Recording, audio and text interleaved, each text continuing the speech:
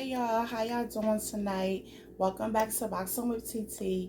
Um, Tonight we're going to be talking about Mr. Tom Island, but before we get into Mr. Tom Island information, I want to say thank you to my viewers, my subscribers, the comments, and the likes as well. And I guess I have a little surprise for y'all tonight, honey. He done surprised me too.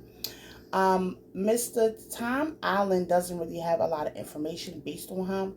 It's basically a lot of information about his boxing career, okay? So I'm gonna just give y'all what I was able to find.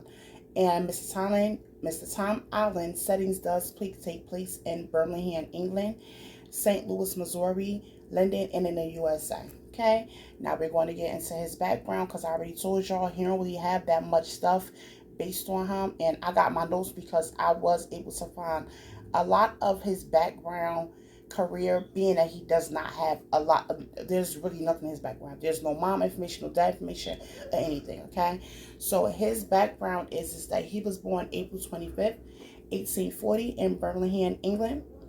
He passed away April 5th 1904 in St. Louis, Missouri at the age of 62. His daughter is named Mary Taylor. His sister name is Miss J. H. Hurley, Hooley, Jesus. And he came to the United States at the age of 27 years old, okay? And then we're going to jump right into his boxing career. And in his boxing career, he's between 5'9", 5'11", and he weighs between 166 pounds to 177 pounds. He has competed in about 26 bouts. He has 12 wins. He has 2 wins by a KO. He has 8 losses, and he has 6 draws, and he also took place in expedition matches, okay? March 21st, 1861 is his first debut, and he defeats Morris Connors. And then he loses to Wagner. No information is available who this man is, where it's placed at, or anything. And then in November 30th, he defeats Jack Gold. April 20th, 1862, he defeats Jim White. July 28th, 1862, he loses to Posh Price. January 28th, 1864, he defeats Biggery Ross. And then June 2nd, 1864, he loses to Bob Smith. From 1861 to 1865, he will win and draw between an opponent named Dan Courtley. And August the 17th, 1869, he loses to Charles Gallard by a TKO. And this, I believe this is started, they had a rival for like 3 years, okay? And then January the 12th, 1869, he defeats Bill Davis by TKO, and he, on this very day, claims to win the title of the United States of America, okay? On February the 23rd, 1869, he loses to Charlie Gallagher by KO. And yes, this time the heavyweight championship belt is on the line, okay? July 15th, 1869, he loses to Mike McCool by a TKO. August 17th, 1869, he has a rematch with Charles Gallagher, and he loses in the 11 draws, even though Tom Allen knocked him out. So I don't know if he lost because of points or anything like that. I'm not too sure how did that happen, okay? And May 10th, 1870, he loses to Jim Mace. And once again, the heavyweight championship of England title is on the line, okay? And if I'm not mistaken, yeah, it was on the line, okay? And then on November 5th, 1870, he defeats Charlie Gallagher again. September 23rd, 1873, he punishes McCool in a 15 round. He damages both of his eyes, and he makes it possible to break. He possibly breaks his nose, and this makes him an official bare knuckle heavyweight champion of America. Okay, so now he's not just your regular boxer. He is the bare knuckle fighting champion of America. August 17th, 1869, he loses to Charlie Gallagher by a TKO. October 23rd, 1873, he defeats Mike McCool. and he becomes the boxing heavyweight champion of the world. Okay, September 7th, 1876, he loses to Joe Goss and $5,000. Okay, and this is with a foul of him striking the opponent while he was still down, and this makes him lose his belt as well. Okay, and then October 28th, 1877, he has a TKO victory against Tom Gilbert, and this makes him the British champion. Okay, July 4th, 1878, he defeats he defeats Charlie Davis. I'm sorry. July 22nd, 1879, there is a draw against Jim Stewart. And if I'm not mistaken, this will be his last match on April the 22nd, 1879. Allen relinquishes Britain's belt, and he loses to Jim Stewart in London. Now, the problems that he has to overcome was that he just received a lot of fouls. Like, he was so used to bare knuckle fighting that once the Marquess rules had took over, it was kind of hard for him to get out of it. So he had to. You have to remember, these this was bare knuckle fighting style was anything goes thing. It was like a high school fight. Like I have stated in my previous video, it was a high school fight. So they can do pretty much whatever it was that they wanted to do. They could fight however they want to fight. But when the Queensberry rules, the Marquez Berry rules set into effect, he had to adapt to it really, really quick, and he didn't know how to adapt to it. So this is why he kept getting fouled, and he kept getting in trouble for it. Okay, and then he's also locked up for fighting. He's locked up for fighting because, once again, y'all, this is very illegal. You are not supposed to be walking around here prize fighting. You're not even supposed to be boxing, okay? And the people knew this and they understood this, so he got in trouble for it. He decided, instead of him going to jail, he was going to skip one of the bells. And he went to England in 1876, okay? He said he was getting hooked up out of it, he wasn't going back. But when he returned back in 1878, he decided that he wanted to issue a fight with John L. Sullivan. And for whatever reason, y'all, John Sullivan did not want to fight Mr. Tom Allen. Okay, and Mr. Tom Allen is not Iris color skin. Mr. Tom Allen is the same color, so I don't know what his problem was with Tom Allen, but he just didn't want no smoke with him. And then his lawyer did a heck of a job, because he convinced the judge and the prosecutors not to send him to jail for skipping out on bail, and that's just what happens. And then after boxing, in 1886, he officially retired.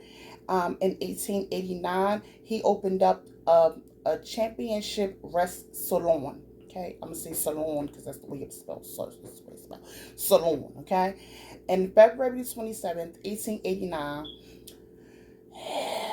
he's in custody for allegedly murdering someone by the name of Tom Corpy in the salon. And Mr. Allen said it was self-defense. He said if he wouldn't have, we had first that time, the other time was going bang him, and that's what had happened. So he claimed it was self-defense, and then he was released on a bond. But for some strange reason, crime still took place at the salon, and assaults also still took place in the salon too. So, Mr. Tom, what was really going on around your salon where people were still getting attacked and still being hurt? Anywho, he is engaged at the age of 62 to a young lady that is 21 years old, and her name is Title Hartgrave. Okay, when he passes away, though, his estate does go to his daughter and his sister. Okay, so Sugar Honey ain't getting none of them coins. Okay, and then okay, I guess whatever. That's why it's dark in there. So you might as well stay in here with mommy. Sorry, y'all. My baby want to get up and go somewhere, but it's dark inside the house because he was asleep. And his adult life starts, and like I said, his adult life did start in St. Louis. And he is impressed by spectators. And back then, in order for you to keep getting title bouts, or getting considered to be a champ, you didn't have to win matches. Okay, all you had to do was impress people, and he also had the respect of a lot of people. They respected his skill, and they respected his toughness. They respected his wittiness.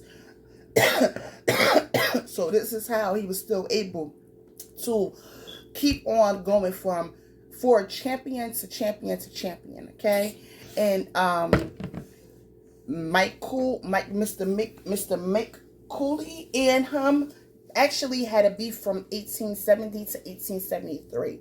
And one thing that Mr. Tom did accomplish in his very, very short of boxing career was that he was the first international bare knuckle heavyweight boxing champion. Okay, now I'm going to give my thoughts, and then I'm gonna let y'all go ahead and go about y'all business, y'all the rest of y'all night, because it's late and my baby woke anyway.